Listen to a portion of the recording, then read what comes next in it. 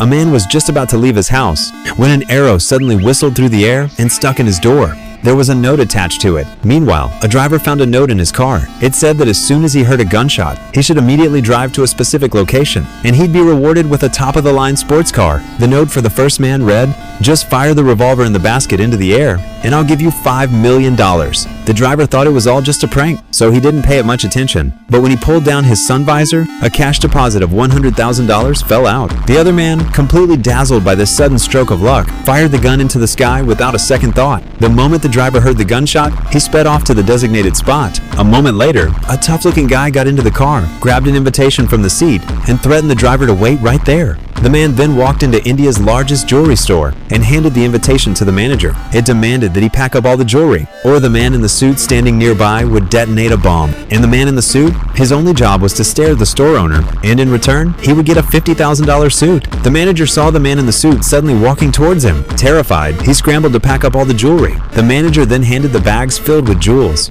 over to 3 workers. All the workers had to do was load the bags into a van and tell the driver to go back the way he came. When the driver returned to his starting point, a man in sunglasses opened the trunk, took out the bags of jewelry, and then walked forward 7 paces. Finally, he placed the bags inside a sports car. And just like that, a perfect robbery was complete. Afterward, the police brought in every person involved, but they couldn't get any useful information. That's because no one in the chain knew anyone else, and each person was completely clueless about the actual robbery. The baffled police chief had no choice but to focus his energy on the last guy, the man in sunglasses. But no matter how much he grilled him about the vehicle's details, the man in sunglasses knew absolutely nothing. The chief cursed at him, calling him blind, and he was right. The man in sunglasses was, in fact, blind.